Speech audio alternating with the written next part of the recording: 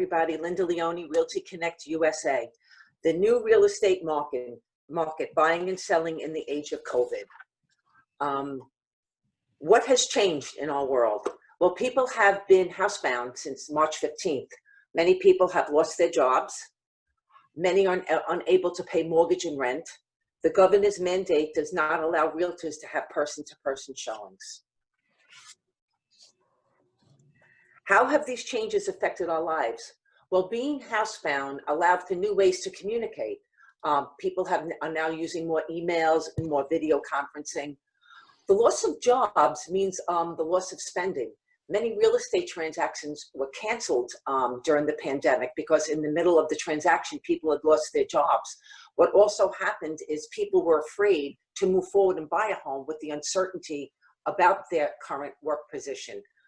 Also, what happened is a lot of landlords lost revenue due to unemployment. They do have a mandate that people were not allowed to be evicted. You could not start eviction proceedings on anybody until August of this year. So there's a lot of buildings in New York City that people weren't getting rent, whether it be a personal apartment building or a business. Many New York businesses will relocate to the suburbs. Look, Mike Borg has already moved. He already left his Wall Street address and moved to Garden City. The city real estate will change dramatically. People don't want to be in crowds anymore. The fear of what happened is going to make people transition their lifestyle. Home videos have become the new showing tool for realtors. So being knowledgeable about videos and in this new world is going to be very important.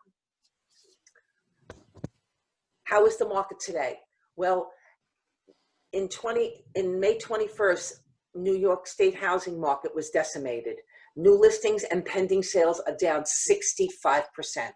That's a lot. Closed sales fell 29.3% due to the lack of contracts in March. And how that's going to affect everybody is real estate is always 3 months ahead of itself. So all the closings that we had really during the pandemic were sales from, end of December, January, and early February. You close within between 60 and 90 days. We use that as the general basis for closings. So now you have the whole second quarter where very little real estate was done. So now, even though businesses and real estate companies were getting revenue and the realtors were getting revenue during the second quarter, that was all from prior sales. Come the summertime, this next quarter, I know even for myself, sales and income are going to be down dramatically.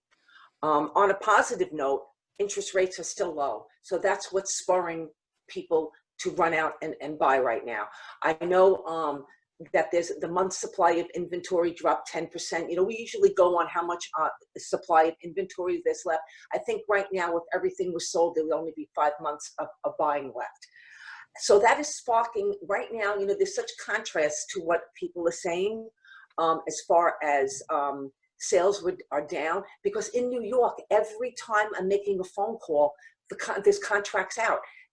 If there's a good property and it's priced right, there's multiple offers. I just lost a sale on a piece of property. The list price was $399. My buyer offered $427.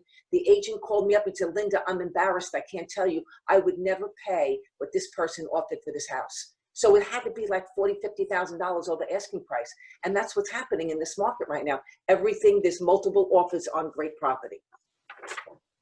So how do we move forward? Jennifer Stevenson is the president of New York State Association of Realtors.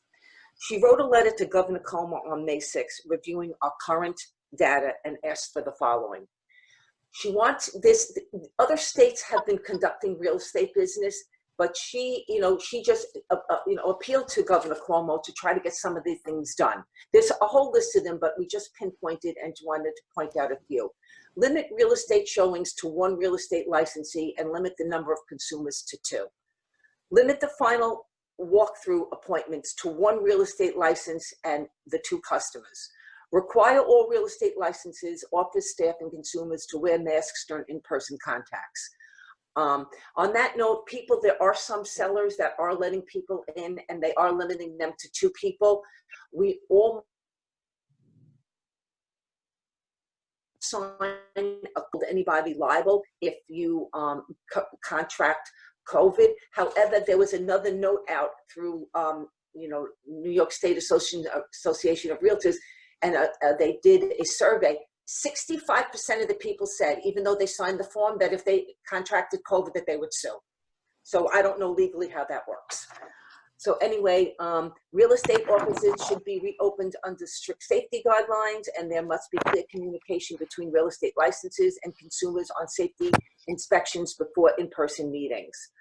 You have to adjust real estate office hours so there isn't a conglomerate of people in the office at the same time. Offices must implement strict cleaning and sanitation standards and social distancing protocols. And of course, avoid in-person activities such as driving in a car with a client and attending a closing. That's another thing. I had several closings during this time, again, because of prior sales. We weren't allowed to be there. The attorney had to mail us our check. I heard some closings were being held in parking lots. They were showing videos of that. Everybody was in their car. The title closer would wear a mask and gloves and just bring the documents over to everybody to sign, and he would notarize them. Some closings were being held in a building, one person in one office, one person in another office with their attorneys. So again, it's the new normal for right now. I believe in time, things will calm down. Of course, again, with safety. What do you want to do if you want to buy a house? Okay, you have to find a realtor to guide you through the process and rely on digital tools. Still, a realtor is very important in this situation because there's a lot of documents you have to sign. There's agency disclosures, there's lead disclosures, there are disclosures, property condition disclosures at closing that if you don't fill out the property condition disclosure, you must credit at closing to the buyer $500. A very funny thing about why it's so important to use a realtor. My nephew lives in Stanford and he just sold his co-op. Again, he had multiple offers. He put it on the market. 2 days, he had 5 offers. Of course, he wanted to do for sale by owner. I was on the phone with him all day long. All he did was call me. How do I negotiate? How do I get them up in price? What do I tell them? So even though,